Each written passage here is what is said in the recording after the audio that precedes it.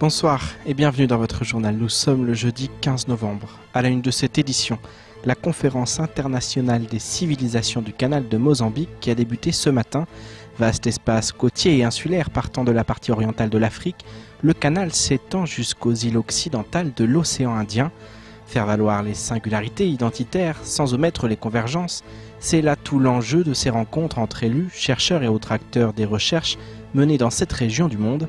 3 jours, 3 thématiques, patrimoine et identité, sociologie des sociétés côtières et insulaires, ou encore histoire des peuples du canal. Marion Tellier était sur place pour nous plonger dans l'histoire du peuplement de Mayotte. Les peuples du canal de Mozambique, racontés entre histoires croisées et construction des identités.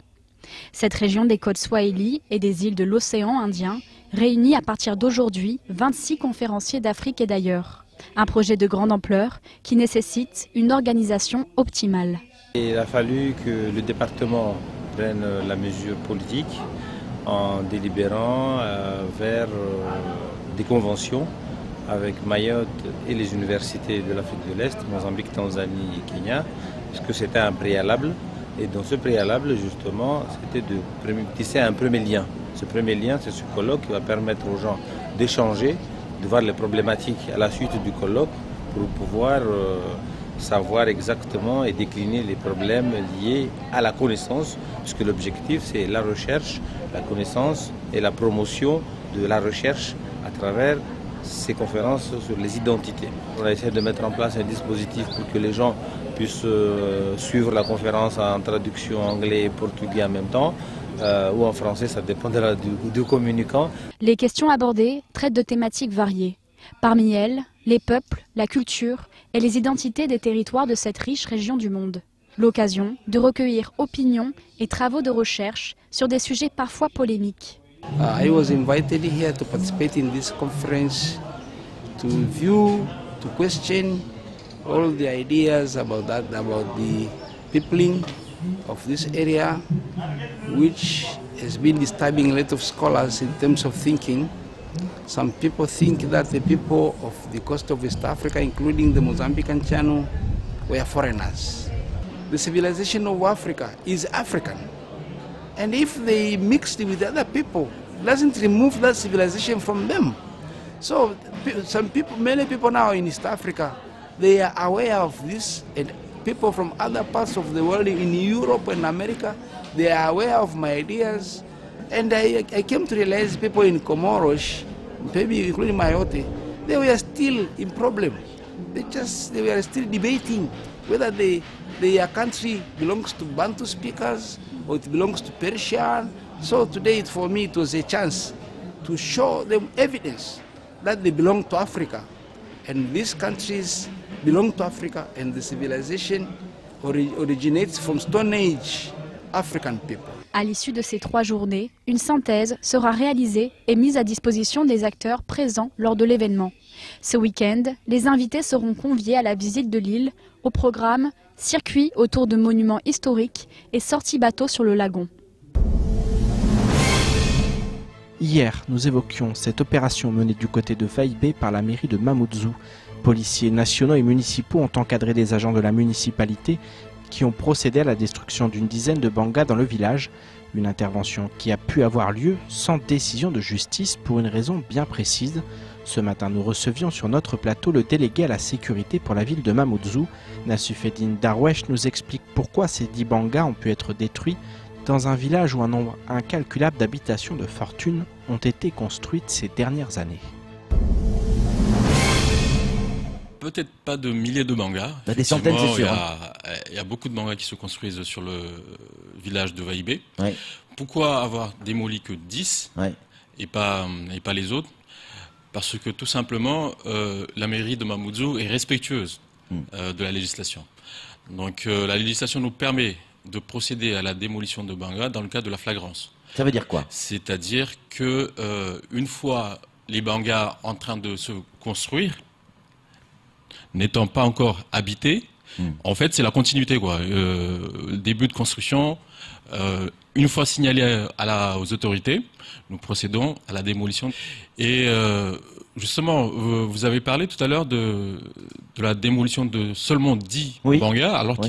qu'il y en a d'autres. Oui. Il faut savoir que la mairie ne peut pas, de son propre chef, décider de démolir des bangas comme ça. Donc, nous avons invité par courrier l'ensemble des grands propriétaires fonciers occupés de saisir la justice. À ce moment-là, nous pouvons les accompagner. Nous avons eu l'exemple de la famille Bacholo, oui. qui a saisi la justice et qui a eu gain de cause. Oui, enfin, les bangas sont toujours là. Pour l'essentiel, une partie a été démolie. Ouais. On prend désormais la direction du tribunal de grande instance de Mamoudzou. Ce matin, près d'un membre sur 2 du barreau de Mayotte a participé à un rassemblement devant le TGI en soutien à la mobilisation nationale contre le projet de loi de réforme de la justice. Dans tout le pays, les membres de barreau se sont mobilisés pour dire non à des évolutions considérées comme en décalage avec la réalité de la justice et qui n'ont comme seul objectif de faire des économies. Alors que le projet est actuellement en examen à l'Assemblée nationale, une motion a été déposée afin de modifier cette loi qui risque de faire parler d'elle dans les prochaines semaines. Au montage, Leslie Vimonet. Très suivi au niveau national, la mobilisation contre le projet de loi de réforme de la justice a fait des émules à Mayotte. 50% des membres du barreau se sont ainsi rassemblés ce matin devant le tribunal de grande instance pour rappeler aux députés de la République qu'ils doivent entendre leurs revendications. La profession s'est mobilisée et elle continuera à se mobiliser. Il y a des amendements qui sont déjà prêts, et qui sont déposés. Et c'est l'objet, normalement, aujourd'hui, de l'examen par l'Assemblée nationale de ce projet de loi, de tenir compte de ces amendements, parce que ce serait un peu fastidieux de vous les énumérer ici, mais il y a des amendements qui sont faits, et c'est depuis la chancellerie est revenue sur un certain nombre de points, mais il y a quand même d'autres points qui restent, et ce sur quoi on demande aujourd'hui, puisque la chancellerie sur ces points reste inflexible, la mobilisation aujourd'hui elle doit être générale. Les manifestants refusent l'institutionnalisation de la notion de spécialisation, la création d'une juridiction unique pour les victimes d'attentats terroristes ou encore une juridiction nationale unique en matière d'injonction de payer. Ils protestent aussi et surtout contre une justice au rabais en raison d'une volonté de faire des économies. C'est pas du tout un mouvement corporatiste dans lequel nous sommes là. On n'est pas en train de dire on n'est pas assez bien payé par la JU, on met trop de temps à être payé. Non, c'est pas du tout ça. Là, on fait partie les avocats à part entière du service public de la justice, comme les magistrats, comme les greffiers, comme tous les gens qui travaillent que vous voyez passer derrière moi là tous les jours. On en fait vraiment partie. Et à ce titre, nous avons le droit, mais aussi le devoir de défendre le service public de la justice. Il y a des choses qui sont déjudiciarisées actuellement et qui ne rendent pas du tout service ni aux justiciables, ni à la justice, ni à personne, dont le seul but c'est de faire des économies à grande échelle. Mais au final, ce sont des décisions qui sont prises dans des bureaux dans le ministère de la Justice, mais qui ne sont pas du tout proches des besoins des gens, des besoins des avocats, des besoins des magistrats, des besoins des délinquants, des besoins des victimes, voilà, de toutes les personnes qui, au jour le jour, ont affaire à la justice. Si Mayotte n'est pas immédiatement concernée par cette réforme en raison de son insularité, l'application progressive du droit commun fait craindre des répercussions à long terme. C'est notamment le cas de la volonté de la chancellerie de créer un tribunal criminel départemental. Testé à partir de janvier pour une durée de 3 ans, il interviendrait en première instance pour juger des crimes passibles de 15 à 20 ans de prison et non commis en récidive tels que les viols ou les vols à main armée. Il viendrait donc prendre en charge une partie des affaires actuellement traitées par les cours d'assises. Le viol n'est pas un petit crime. Le viol est un crime comme un meurtre. Jusqu'aujourd'hui, c'est la cour d'assises qui examine des faits de viol. Donc la profession s'oppose à l'expérimentation de ce tribunal qui aura en réalité les attributions d'un tribunal correctionnel. Ce qui Mayotte est concerné puisqu'ici la cour d'assises examine à plus de 80% des affaires de viol et non pas des affaires de meurtre. On en a très peu ici, heureusement. Et donc créer un tribunal criminel départemental exclusivement réservé aux affaires de viol signifierait quoi aujourd'hui pour les victimes à l'heure où les femmes commencent à avoir le courage de dénoncer des violeurs, de dénoncer des viols dans les familles, de dénoncer des viols conjugaux. Il ne me semble pas que ce soit pertinent. Les membres du barreau ont d'ores et déjà annoncé que si les amendements ne sont pas adoptés par les députés, d'autres mouvements de plus grande envergure sont à prévoir dans les prochaines semaines. Autre colère, celle des membres du collectif de Mayotte. Dans l'après-midi, une délégation s'est rendue au conseil départemental afin d'être reçue par le président de l'institution, Swaba Adine Ibrahim Ramadani. Cependant, ce dernier n'a pas souhaité accéder à leurs demandes. Hier déjà, des banderoles avaient été dressées pour rappeler aux élus leurs engagements, notamment ceux concernant la feuille de route refusée en bloc par le collectif de Mayotte. Cet après-midi, la tension est montée d'un cran lorsque les forces de l'ordre ont été appelées en renfort. Écoutons l'un des membres du collectif qui nous parle de cette action du jour. On sait que quelque chose va être signé d'ici là, la fin du mois. Ça concerne les visas, ça concerne le développement des Comores et ça concerne aussi les reconduites à la frontière.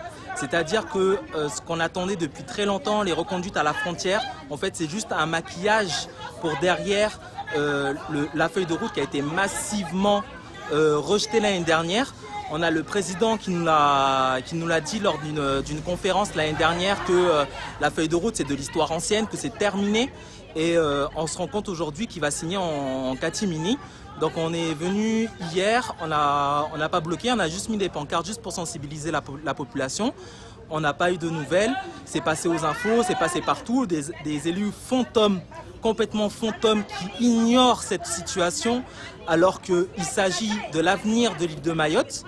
On est revenu ici aujourd'hui, pareil pour rencontrer le président. On a été reçu par son conseiller, M. Salim, qui nous a complètement baladés. Ici, c'est un bâtiment public, c'est un bâtiment qui appartient au peuple de Mayotte.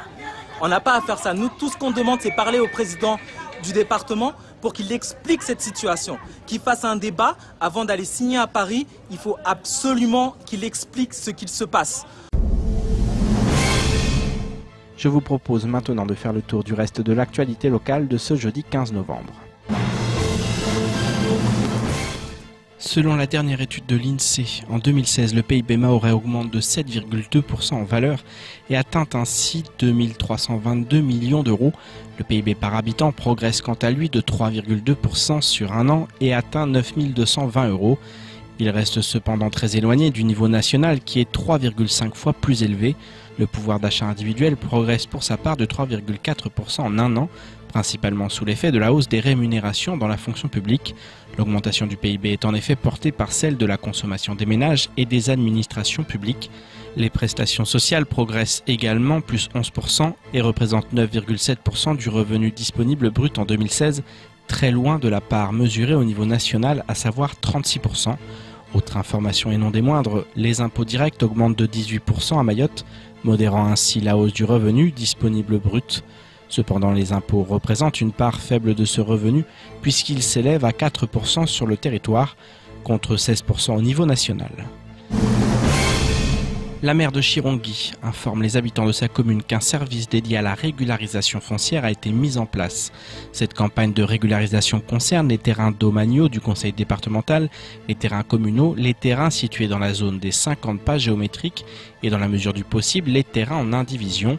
Tous les administrés concernés sont invités à se rapprocher rapidement du service foncier et urbanisme de la commune pour demander un accompagnement à la régularisation de son terrain, le cas échéant jusqu'à l'obtention d'un titre de propriété.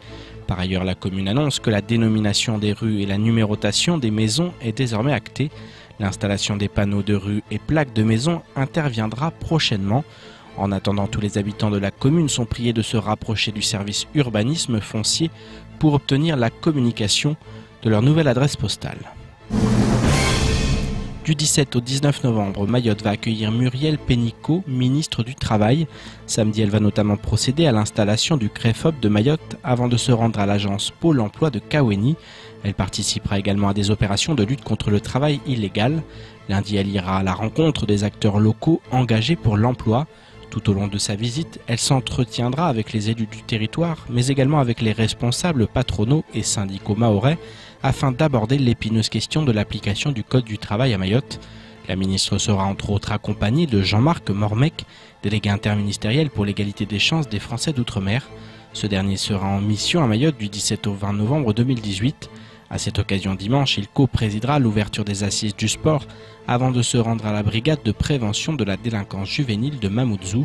Il participera par ailleurs à une signature de la convention égalité-emploi avant de se rendre au centre pénitentiaire de Majicavo à la rencontre des mineurs incarcérés. On termine cette édition avec un fléau qui touche de plus en plus de personnes à Mayotte, le diabète.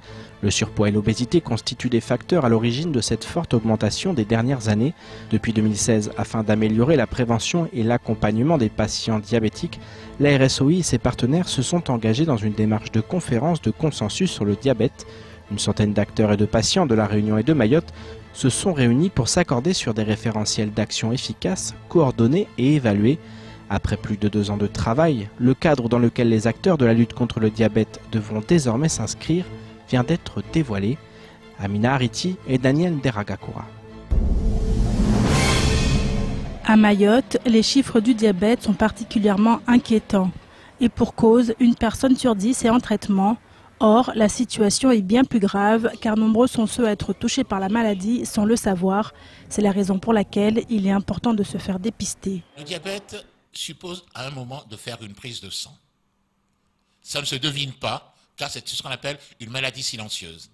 Quand on va voir son médecin, donc avec votre âge et le mien, il nous demande de faire un petit bilan. C'est une prise de sang, c'est la glycémie. Est-ce que notre taux de sucre au repos dépasse 1,26 g? S'il dépasse 1,26 g, attention, on est déjà à la limite du diabète. Autre élément qui permet de détecter l'excès de sucre, l'urine ou encore l'hémoglobine glyquée, sorte de petits mouchards que l'on retrouve dans le sang et qui permet de remonter 3 mois auparavant. Aujourd'hui, face à la recrudescence du nombre de diabétiques, une réflexion est menée en matière de prévention, d'autant que les habitudes alimentaires des Mahorais ont bien changé au cours des dernières années. On lance des appels à projets et tous les ans, on va financer une quinzaine à peu près d'associations, de groupements de valorisation agricole, de collectivités, des CCAS, pour développer de manière locale des projets justement sur, d'une part, de l'éducation auprès des plus jeunes, sur également des ateliers nutritionnels pour dire aux gens effectivement comment est-ce qu'on trouve cet équilibre nutritionnel, comment est-ce qu'on évite de manger trop salé, trop sucré, et puis également pour essayer d'introduire dans le quotidien des gens une activité physique adaptée. Qu'il soit de type 1 ou 2, le diabète peut avoir de graves conséquences sur la santé. Pieds diabétiques pouvant aller jusqu'à l'amputation, risque de maladies cardiovasculaires, problèmes rénaux ou encore oculaires, pour ne citer que cela.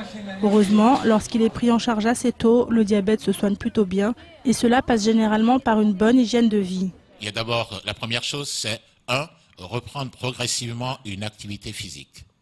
Quelle qu'elle soit. Moi, je réhabilite même les travaux ménagers à la maison. Du temps passé à faire dans ces activités physiques domestiques, c'est déjà important. 2, il y a revoir son alimentation, commencer à réduire le sucre, car le sucre donne du gras. Eh oui, ça c'est le piège du sucre. Il finit par être stocké en gras. Donc ça veut dire qu'en réalité, dès qu'on baisse le sucre, potentiellement on baisse déjà son gras. Et 3, il y a des médicaments qu'on appelle de manière schématique les antidiabétiques oraux, et quand le diabète vient de la naissance et de l'enfance, l'insuline. S'il respecte l'ensemble de ces prescriptions, le patient pourra ainsi faire baisser son taux de sucre et lutter contre le diabète. Si vous avez des doutes concernant votre consommation de sucre, n'hésitez donc pas à vous faire dépister, car comme le dit le proverbe, mieux vaut prévenir que guérir. C'est la fin de votre journal. Tout de suite, la suite de nos programmes. Bonne soirée, à demain.